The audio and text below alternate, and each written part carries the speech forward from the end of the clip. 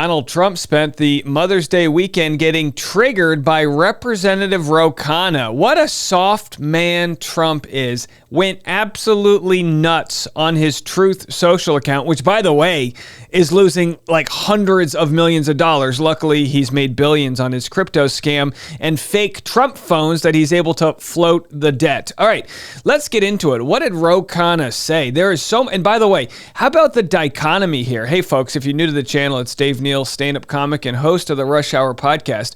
So here's Donald Trump over the weekend, says Happy Mother's Day to all, in particular the mothers, wives, and lovers of the radical left fascists, Marxists, and communists who are doing everything within their power to destroy and obliterate our once great country.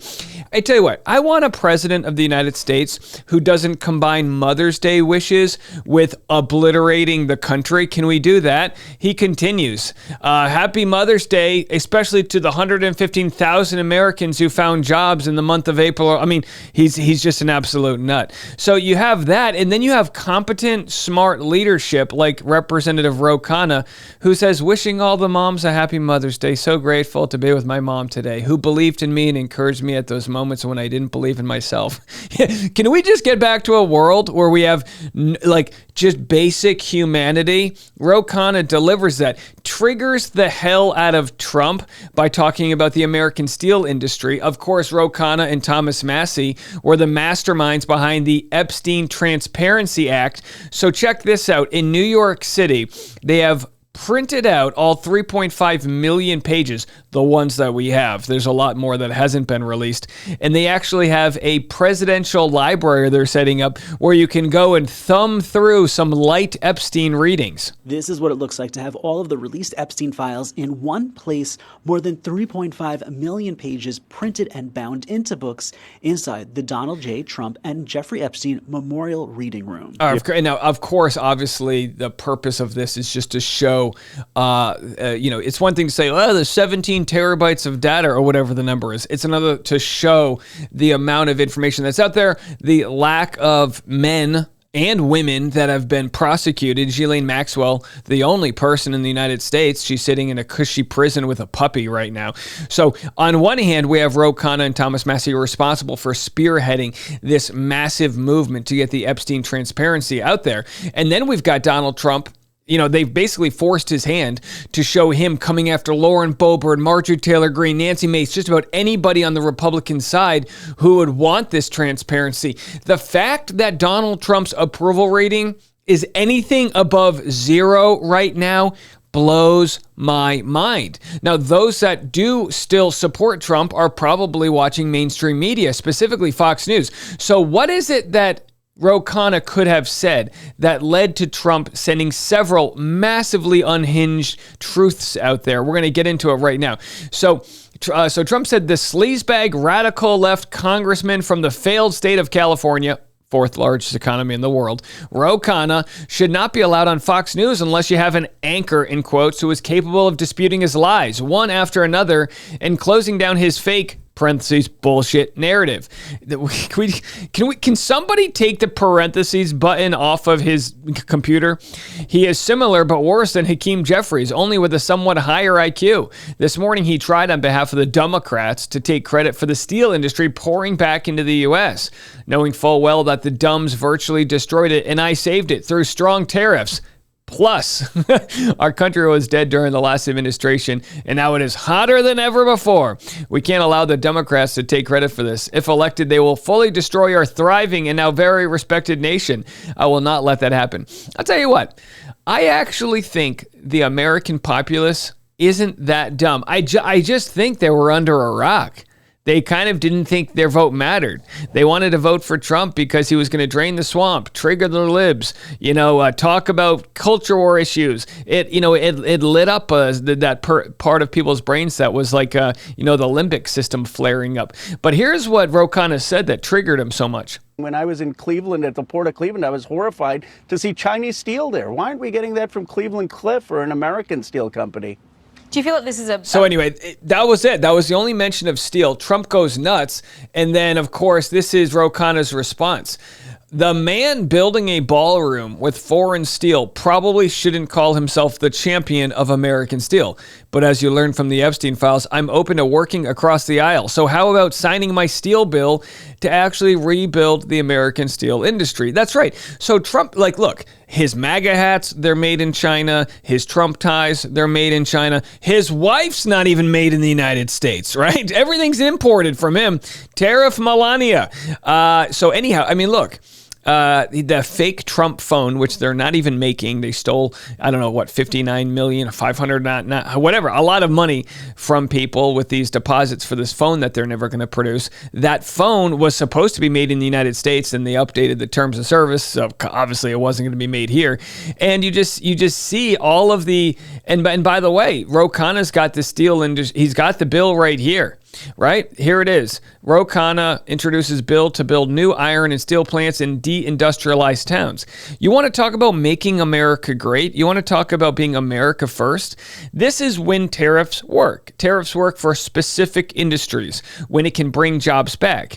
It doesn't work for, like, I don't know, tariffing bananas, which aren't even, grown here, coffee or things like that. These blanket lazy tariffs that Trump's doing are not the way to do it, but tariffing specific industries.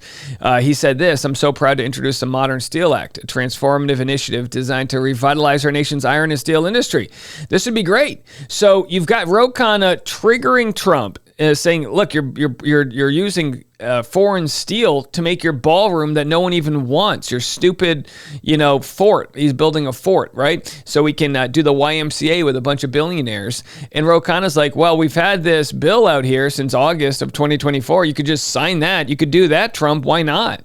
And it's because he's not America first, right? So there he is, called out complete, and then we have the response. We have multiple responses from Donald Trump, because Ro Khanna is not afraid to go speak on Fox. This is, just a couple years ago, people, Democrats were getting shamed for going on Fox. You can't go on there, and it's like, what are you talking about? Go find the effing votes. Go find the people that want to be spoken to, give them some hope. That's what people want, is hope. They want recognition from politicians that there is a huge affordability crisis. They want recognition that we're not, capitalism has led to companies finding whatever ways to profit, even if it's at the expense of Americans. Looking at Walmart's, looking at all of the, the late stage capitalism world we live in, where companies and large corporations, they don't care if they're hiring Americans. So many companies right now, the more they lay off American workers and switch to AI, the higher their stock prices go. So what might be good for the stock market, what might be good for the CEOs, it's not good for Americans. And people like Ro Khanna are finally speaking up. Again, he's going on Fox. He's telling the truth. People are listening. The reality is, when President Obama left, because of the great efforts of people like Valerie Jarrett, we had 97% of the enriched uranium out. So listen to how many times they try to stop Ro Khanna from sharing his point. They try very hard to stop him. But the point he's trying to make is, when we had the deal that Obama negotiated, we did not have a war in Iran. And now that we don't have that deal because Trump ripped it up, we are in Iran fighting a war. They've closed the strait. It's raising gas prices, which is going to cause inflation across the board. And we are far worse off because of it. The reality is, we didn't have 13 American service members dead. The reality is, we never had gas go up from $2.30 to $4. The reality is, we did not give China more role in the region. Let me finish, Maria. I'll let you finish. Okay, we didn't give China more role in the region. And then we have Ro Khanna here, pardon my French, bitch slapping Maria Bartiromo, saying, no, I'm going to talk. And this is what we need more of, which is get your point across. You're not here to make friends with Maria Bartiromo. You're here to speak to the people that are listening. They're sitting in front of their couches. Some might be related to me. Hey, can't wait to see you on Thanksgiving. And some people, they just turn this on. I mean, look, some people, I've got family, they travel and they just put Fox News on in the hotel room and it doesn't go off. And it's like, oh my gosh. Literally, you can see like the Fox News logo burnt into their screens. Find somebody to wake them the F up and listen. region. We did not give the IRGC a more hardline regime in there. You know why? Because Obama actually did his homework. He actually tried to engage in statesmanship. He got China, Russia, the entire European allies on board with getting Iran on a path to not having a nuclear weapon. All Trump did is listen to Netanyahu. That's his entire foreign policy. And you know what? I resent the fact that Israel is going to tell the United States what to do. The American president should call the shots in this country. And they're calling the American president by his real name, Netanyahu, which we'll get to in a second. So listen, Trump says this. You could listen to Fox News all day long, absolutely devour it. But then when you hear sleazebags like Congressman Khanna, a wolf in sheep's clothing, lie, and lie again without any pushback or competent rebuttal from an anchor, in this case, Jackie Heinrich, that was from the other video, the entire common sense dialogue that has been going on all day at Fox is completely obliterated. How many times can Trump say obliterated, you know? And by the way, they talk about wanting Democrats to turn down the violent rhetoric. How about this? Why would Fox put scum like this on? Calling Khanna scum? The guy who's exposing you in the Epstein files, such as low-rated Bill Maher, who gains credibility by constant referral to him as though he were a liberal source of wisdom, or very low IQ Hakeem Jeffries, who considers the Supreme Court illegitimate and probably hates our country. No matter how fair and balanced the day's news at Fox may be, the end result is destroyed by professional liars, con men, and liberal crooked politicians. Trump telling on himself. Con men? What the fuck are you talking about, Trump? Calling other people con men? He said this is why MAGA Republicans, who are actually close to 100% of the party, hate Fox, despite the wonderful contributions made by so many of their great anchors and commentators. Hard to win elections like this, President Donald J. Trump.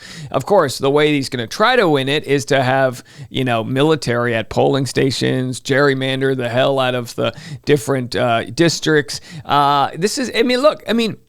Guys, we've normalized this chaos. It's like living in an abusive relationship in your family. Sometimes you got to go no contact. You got to move out. You got to get out of the disease. This is the disease. The fact that our president, and again, the fish rots from the head.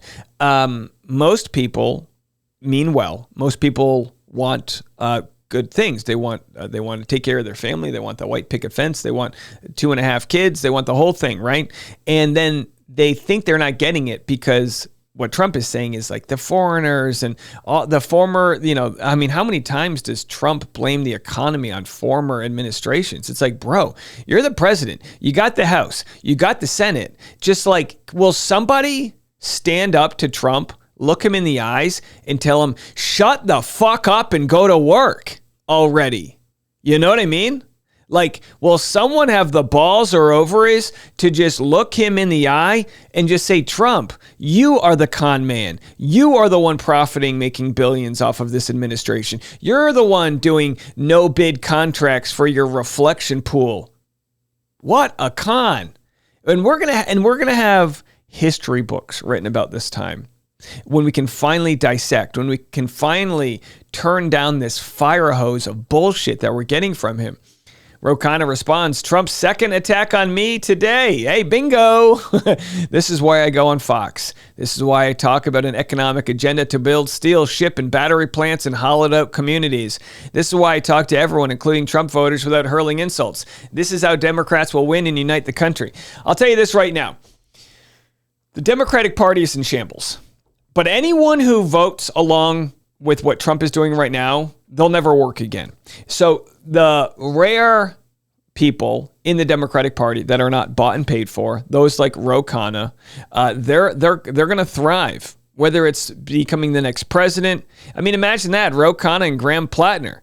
Graham Plattner is an oyster fisherman from Maine who's never won an election. He's never ran for election before, and yet he speaks the truth. He's not bought and paid for, and he's willing to tell people who's robbing this country. Here we have President of the United States, Benjamin Netanyahu, telling us when our war is going to end. Is the war with Iran over? And if it isn't, who will decide when it is? I think it accomplished a great deal, but it's not over because there's still nuclear material, enriched uranium that has to be taken out of Iran. There's still enrichment sites that have to be dismantled. There's still proxies that Iran supports. There are ballistic missiles that they still want to produce. They have missiles that they want to produce, right? Remember they said they have ambitions. They have a vision board where they have all of the things they want to do. Like, what is he talking? And again, for 40 years, he said the same thing. The nukes, they're gonna have them tomorrow. A country that's never proactively started a war. They've only defended themselves, and they've been around for 3,000 years. And they finally found a fool by the name of Donald Trump that's willing to go into this war with him. Suckers that we all are. Now, we've degraded a lot of it, but all of that is still there, and there's work to be done. How do you envision the highly enriched uranium will be removed from Iran? Well, we're going to take Lindsey Graham and we're going to give him a one-way ticket, and we're going to give him one of those magnifying, and he's going to take it just like the guy who looks for gold on the beach. We're going to send Lindsey Graham and Barron Trump, and they're going to go, and we'll report back to you. You go in and you take it out. With what? Special forces from Israel? We're going to grab the uranium by its... Special forces from the United States?